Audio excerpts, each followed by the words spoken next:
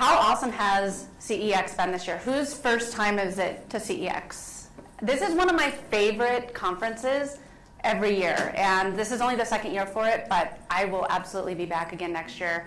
Joe puts on a great event. Everybody at the Tilt does a phenomenal job, and we were talking about it yesterday, I've never gone to an event and been fuller because of all the food that they give us here at this event. So again, my name is Katie Brinkley, and who here has a love-hate relationship with social media? Yeah. And the thing with social media is it's become a double-edged sword. If you're not on social media in some regard, does your business even exist? How are you getting your message out there? How are you going to be building your community, connecting with followers, getting awareness? Social media now is basically how having a website was 15 years ago. If you didn't have a website, did your business even exist? And it's the same for social media. But the thing with social media as a whole is we've turned it into a consumption-based platform. It's no different opening up our phones now than turning on the TV. We're opening up our phones and we are consuming. We're no longer connecting. So how can you get in, build your community, build your audience, build your fans by showing up less? Over half of the world is on social media in some regard. 53% of the world, according to Hootsuite, is on social media in some regard. So how are you going to show up and connect with these people? And how are you going to do it? By showing up less, by posting less. In a world of more, all we're hearing is more videos, more, you need to be on this platform. This new social media platform just came out, Blue Sky and Clubhouse and all the different things. How do you pay attention to where you should spend your effort and your time? And this presentation here today, I just want to make it clear, this is for people who want to use social media for their business. Because showing up on social media as a business owner is very different than showing up on social media as an influencer. You have different goals in mind, follower count, likes, all of the things. So if you're trying to grow your business and you are tired of having to do more and more and more, and you're spending more time on Instagram and TikTok and LinkedIn instead of actually growing your business, this is the presentation for you. So the necessary evil of social media, if you are not on social media in some regard, does your business even exist? And social media gives a number of ways to connect with your ideal customer. Brand awareness, brand trust, lead generation, getting customer insights and providing customer service from, we all love Wendy's. I mean, they're one of the best Twitter accounts out there. Customer service, cost-effective marketing. Where I used to work in corporate at DirecTV, I know how much it costs to buy a billboard. It is a lot of money. Where else can you get your brand in front of your ideal clients and customers for free? So how are you going to show up on social media less to build more of your business? As she said earlier, I am Katie Brinkley. I've been doing this social media thing for a very long time. I started 19 years ago helping bands with their MySpace pages. Yeah, and that was the thing. Like with MySpace, I don't think any of us knew that it was going to be such an incredible tool. I worked in radio. I wanted to have the opportunity to connect with these bands, and as a college girl, I just wanted some free tickets in return. I landed my dream job out of college. I'm a former radio reporter. I used to be the post-game reporter for the Denver Broncos, Colorado Rockies, all the Colorado sports team. And then when SiriusXM came out, everyone in the radio industry panicked. I thought it was the end of radio, and I moved into marketing. We all see that radio has existed, so I was wrong on that. But I moved into marketing, and I worked as a marketing manager for AT&T and DirecTV. And then about 7 years ago, I started my own social media agency. What I do now, though, even though I have a social media agency, I'm a business owner first. I work in social media, but the strategies that you're going to learn in today's session are the strategies that I use not only for myself, but for my clients and customers as well. So about 10 years ago, my husband and I moved out of our townhouse, and we bought a house with a big backyard and had a beautiful garden box. And when we bought the house, he's like, oh my gosh, look, there's 6 different garden beds. We can have all sorts of fruits. You can start composting. We can have strawberries, and and I was like, I can't even keep a houseplant alive, and we're gonna have this giant garden. Okay, so we started our first summer there, planted strawberries, corn, lettuce, every garden bed had something different in it. And then you have to water it and you have to take care of it. And again, I'm not the best at doing that. It seemed like it was overwhelming and I had a really hard time just focusing in on how often things need to be watered. Was this the best spot for the tomatoes? And about 3 years ago, I said to my husband, I am so overwhelmed with this garden. I don't want to do anything. There's weeding, there's all the different things. And I asked my neighbor across the street because she had a beautiful garden. And I was like, what am I doing wrong here? And she said, well, if you don't have time to dedicate to your garden, Katie, you shouldn't be trying to grow all these different fruits. Which ones do you have the most success with? I said, well, the tomatoes are doing awesome. They're taller than me, and I don't mind taking care of the tomatoes. She said, well, just plant a whole bunch of tomatoes because you're good at growing those. You know what the amount of sunshine, the amount of water that it takes to have these tomatoes grow and thrive. So we have a ton of tomatoes in our garden bed now. 6 whole garden beds worth of tomatoes, heirloom tomatoes, cherry tomatoes, and they're doing great. And my neighbor across the street that does much better at gardening than me with all of her fruits and veggies, we just do an exchange. And it's just like that with social media. If you're doing social media and you're trying to plant all the things and you don't know the time of year to plant it, you don't know the time of day to do the post, you're trying to do all the things, you're not going to have the success and you're going to be overwhelmed and you're going to get discouraged. So just like the garden, focus in on 1 or 2 platforms and go all in on it. And with social media, this very easily could have been me. This is how I felt when short form video came out. As I said before, I have a background in radio. Showing up and talking and dancing and pointing, it was extremely overwhelming and it made me want to shut down. And one of the things we heard time and time again during the times of Reels and coming out during 2021, everyone needs to be posting more video. You need to be posting more. Do a 30 days Reels challenge if you want to grow. And who else just wanted to get off of social media altogether? Because that sounds extremely overwhelming. I'm trying to grow a business. How on earth am I going to show up 30 days and try and be creative Reels or going live on Facebook or anything? All we ever hear is, well, if you want to have success, it's your fault that you don't have success. You're not posting enough. You need to post more. But if you don't even know what type of content to promote, what type of content to post, more isn't better. You have to know what type of posts work with your audience, when you should even post. Look at your data and your insights to know, hey, who listened to Mike and Tim yesterday, Mike, the comedians? And they were great, right? And one of the things that I loved that Mike said was that he didn't even know when his audience was online. He was thinking, I'm going to post at noon, people are going to get an afternoon laugh, this is going to be amazing. And it wasn't until he looked at his insights that he was like, well, my audience isn't even on until 7. There's generic best practices of best posting times, and you can Google those or enter it into ChatGPT, whatever. But you need to be looking at your data and your insights.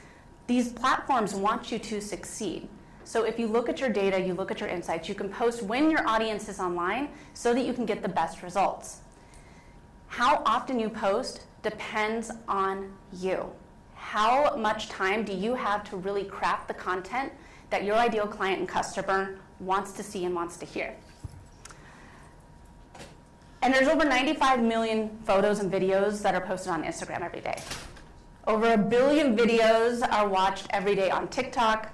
More than 300 million photos get uploaded per day on Facebook. And over 2 million posts, articles, and videos are published on LinkedIn every day. That's a ton of content.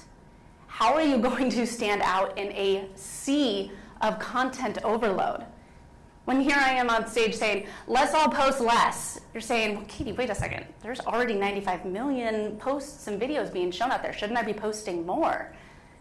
And this is where you have to know exactly who it is that you are talking to.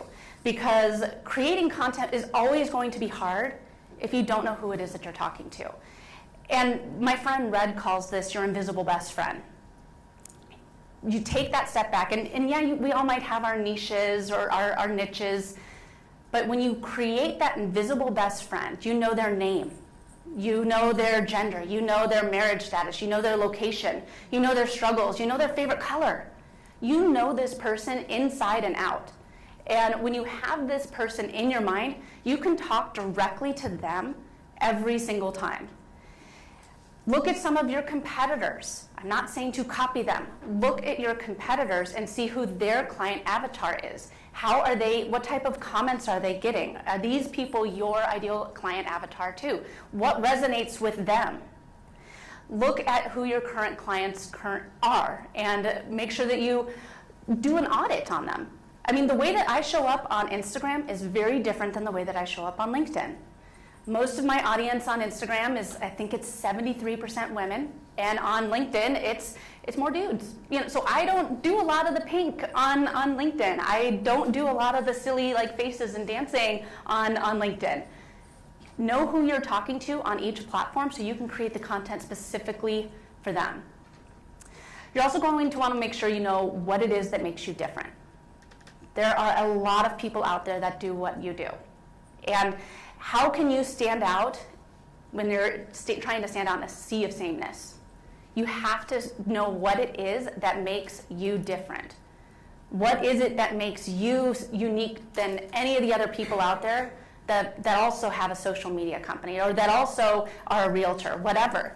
You have to know that one thing that makes you different. What is it, my friend Rich Brooks says, what is it that makes you remarkable? So Rich has this great example of a painting company that only specializes in a 5-mile radius of their location. 5 miles, and he was at the 5.5 mile. And so they wouldn't come paint his house. And he's like, come on, can you guys please just, I'm 2 blocks away. And they said, no, we only do this little 5-mile radius. And the reason is because we're able to get in, paint your entire house, and leave all in the same day. If we change our mile radius, we're going to then, okay, well now it's just 10 miles, and we're not going to be able to be as efficient. So find what it is that makes you different from the competition. And then show up a variety of ways. I'm not saying to show up on a variety of platforms. Show up a variety of ways. Not everyone consumes content the same way.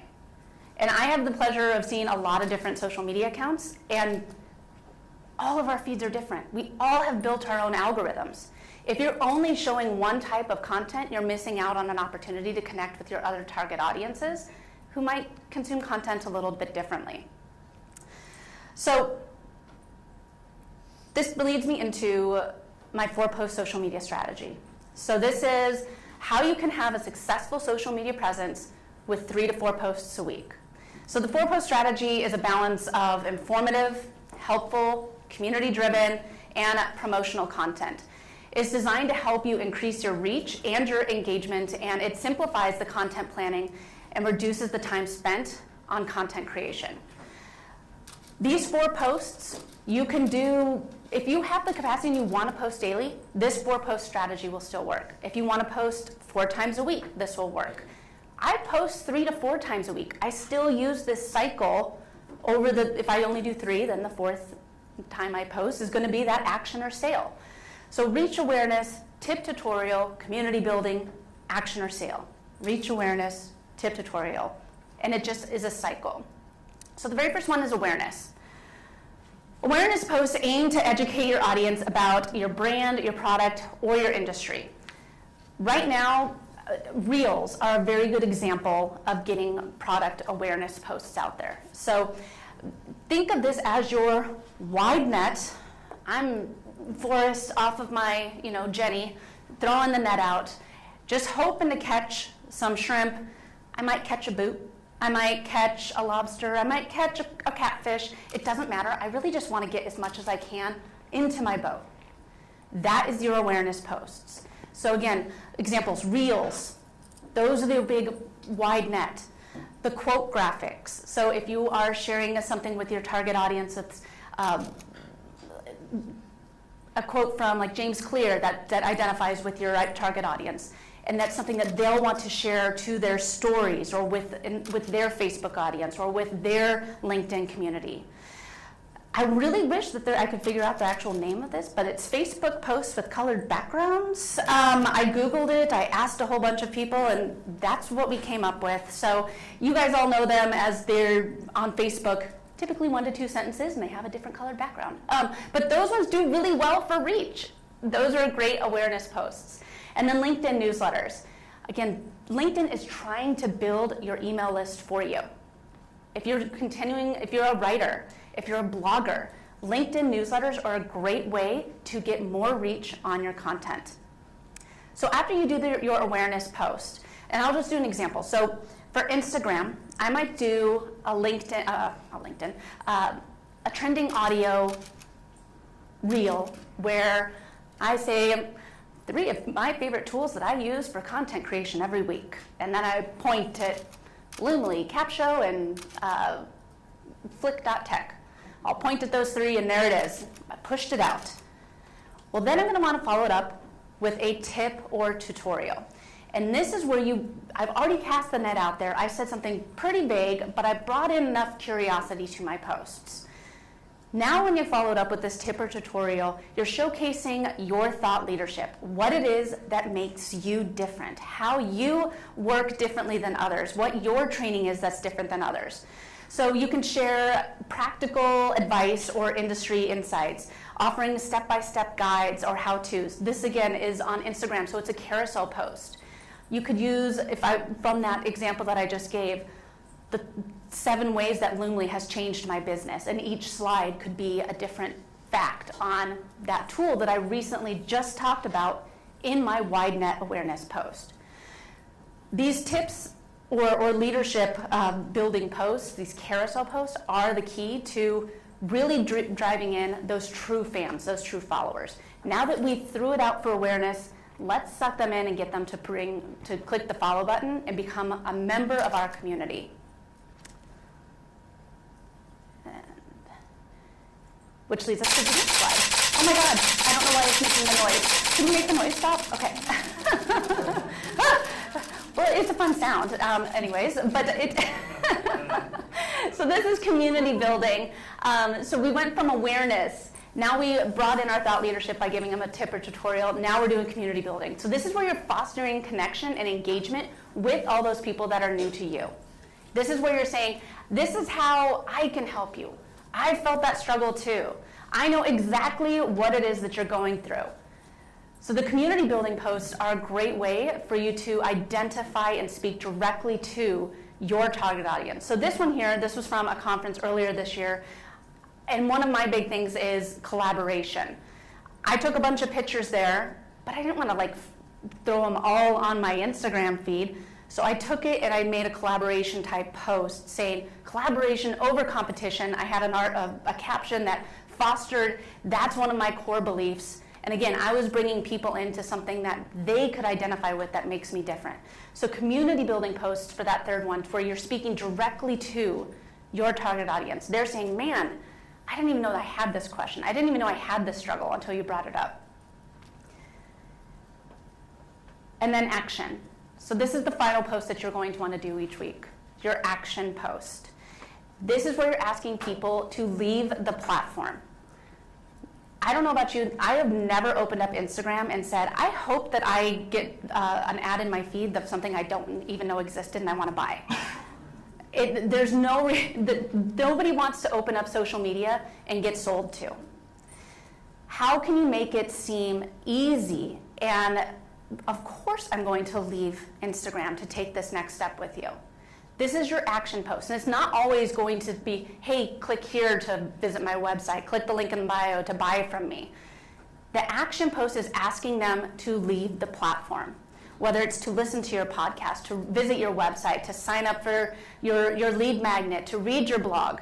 These action posts are asking them to take action and go one step deeper with you in your world, in the world that you have of content creation and things that you offer. You have to tell them what it is that they're going to get from it. So this one here is promoting my podcast. And instead of just saying new podcast download, go ahead and click the link in bio, I went in with my reel. I said, these are the 3 things, have you ever struggled with blank? That's what I talk about in this week's episode. So I was leading people in before even just including a section of the podcast. I had the opportunity for them to know, this is something I didn't even know I was struggling with. Of course I want to leave Instagram and go listen. So the awareness to action strategy is an incredible tool for posting more strategically with as little as 4 posts a week. And remember, with social media, the main goal should not to be going viral, because that's like a needle in a haystack. Showing up consistently and showing up giving valuable content and building your community is everything. And before you hit post, you should always ask yourself, what is the goal? Is it for awareness? Am I casting the net out there to try and get more people aware of me and my business? Is it for engagement? Am I trying to get people to say, I struggle with that too. I have that question too. Or, yes, I need to share this with my community. Is it for lead gen? Are you trying to send people off platform to listen to your podcast, to buy from you, to sign up for your email? And is it a question that your audience is even asking? If you don't know who your target audience is, if you don't know who your invisible best friend is, how can you answer their questions? How can you give them the resources to help grow their businesses or to help solve their problem? I want you all to remember back when there was no feed. We all had a Facebook wall. And we were showing up, opening up Facebook. This is Facebook, the Facebook, as it was known. We were opening it up, and we were having the opportunity to connect. We were showing up, and this is one of my favorite things on Facebook right now, is memories. I recently opened up Facebook, and I had a memory from my friend Shannon, who I went to elementary school with, and she said, Katie, I'm going to be in town visiting my parents. You want to get coffee? And she posted it to my wall. And that was my memory. And that's what we were doing. We were showing up, and we were connecting with each other. We weren't showing up and consuming. When you show up and you're building that connection, when you're talking with other people that are in your sphere and building that community around it, you're going to have a stronger connection. Tom was all of our very first social media friends. I mean, I remember seeing, I was like, who's this guy? Why is he my number one friend on MySpace? But that's what we had, was we had our top 8. We had our closest connections. We have to make sure that you're showing up, building that connection with their ideal clients and customers. And studies have shown that posting 3 or 4 times a week can actually be just as effective as daily posting. I want to go back to and say, with creating content, one of the things that I have noticed over the past few years is I have the pleasure of seeing a lot of different feeds. And my feed on Instagram is a whole lot of carousel posts. 2 days ago, and I'll see a carousel post pop in, and here's Katie Brinkley. She is going to swipe every single one of those slides and read this long caption. However, my client Kim, her feed is almost all reels. It's basically TikTok, with the exception of a single sponsored ad that's in there. We're building our own algorithms. If you're showing up creating only one type of content, you're going to be missing out on connecting with people that maybe don't appreciate a reel, that maybe don't connect with the carousel post. 80% of people on Instagram visit the stories before they even scroll into the feed. So make sure that you're checking all of the different boxes of how you can connect with your audience. And by doing the 4-post strategy, from doing a reel, then doing a carousel, to all the different ways, this is platform agnostic. Showing up a different way each day is going to help you grow the right people and touch all of them the way that they best consume content. Here are a couple of the tools that I really like to use. Loomly is one of my favorite scheduling tools. And I schedule out my posts. I sit down typically on Fridays, and I'll schedule my post for the next week. I do the 4-post strategy with a reel, a carousel, typically a single image, and then the action post is kind of a wild card of either being a reel or anything like that. But Loomly is one of my favorite scheduling tools, and you can also schedule your reels in there. Flick is a great hashtag tool. You have the opportunity to research what hashtags are working and which ones aren't.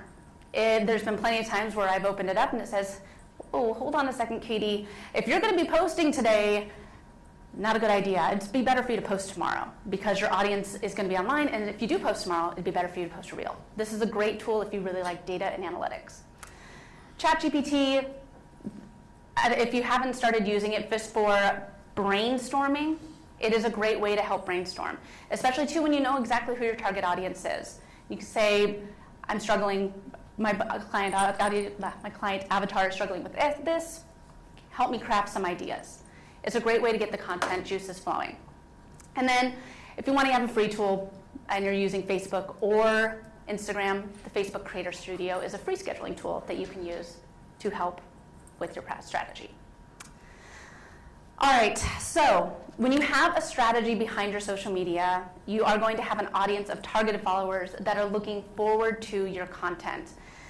You can show up less and focus on the other parts of your business that you're passionate about. So the biggest thing as we're all trying to grow our businesses is how can you be effective so that you can go back and do what you love? I mean, like I said, I work in social media, but I don't love having to be on it all the time.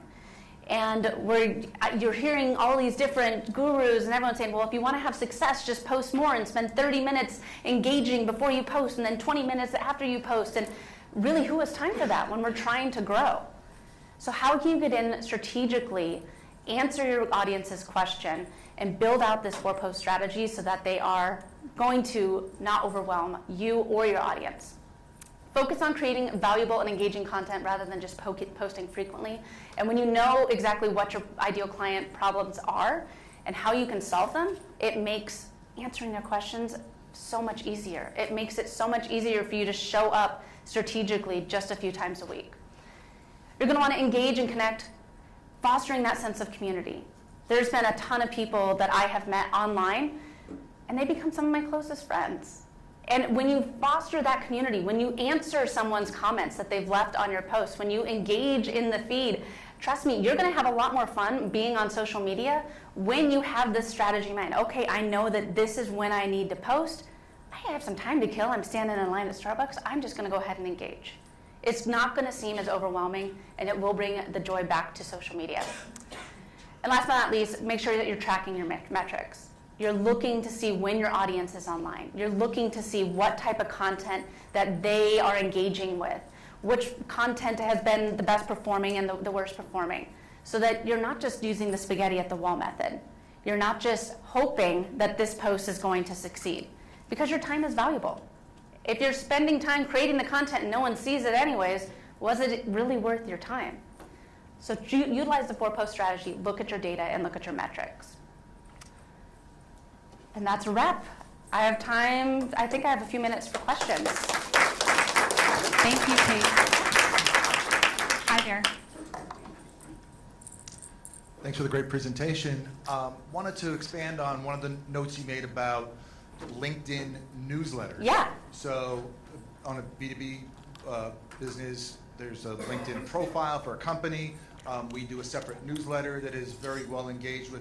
If we were to just regurgitate, or I should say copy-paste, the newsletter and throw the same darn content into a LinkedIn newsletter, is that a good practice, or should we be tweaking or differentiating somehow? So that is a great question. And if you're, 100% I do that with my blog. I just change out the call to action at the end to recycle them somewhere else into my LinkedIn sphere. So instead of just click here to sign up to work with us, I send them to a post that elaborates on, well, when I work with a client or a testimonial or anything like that, so that they're staying in my LinkedIn sphere. So keep them from the newsletter on your LinkedIn sphere, and that's a great strategy, because, like I said, I use my blog, and it's done really well with getting increased downloads and open rates. Any other questions? What are your thoughts on tagging companies on LinkedIn content? Is there any data behind that? Yeah, so anytime that you are trying to connect with other businesses, especially if they're in it. So we recently went to a dinner, and Kajabi was in it. It was the host. I'm going to tag Kajabi because they're going to see it and their audience is going to see it.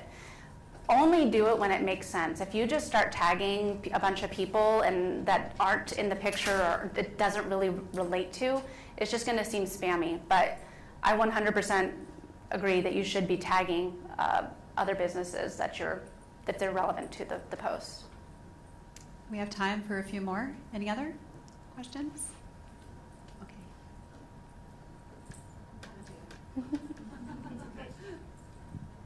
Just a simple question. How far out do you plan posts? Do you plan per month? Do you plan a quarter?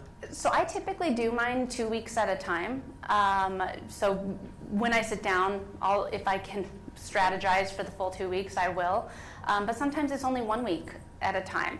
And especially too, if you have trending content as part of your strategy, like for TikTok or for Instagram, you can't get too far out because the trends change so fast. So if you're doing a talking reel where you jump in and give like Jay, like with his, he's not needing to trend, but if you have the opportunity to talk, you can schedule that out. But if it's any sort of trending audio or trending like dance or anything or filter, you have to have that be timely. Anyone else? Okay.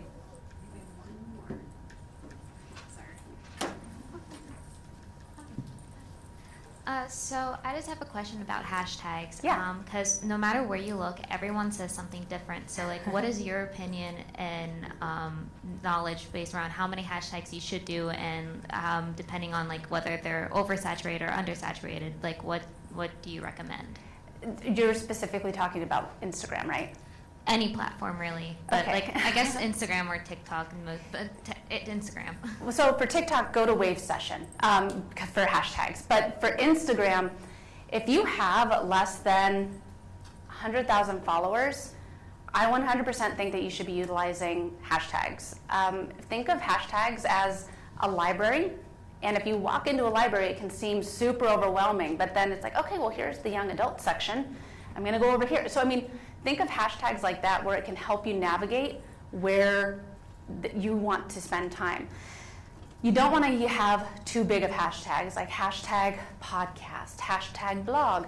That's a waste of your time if you have less than 100,000 followers, because the time that you will spend in that hashtag hub is like a millisecond.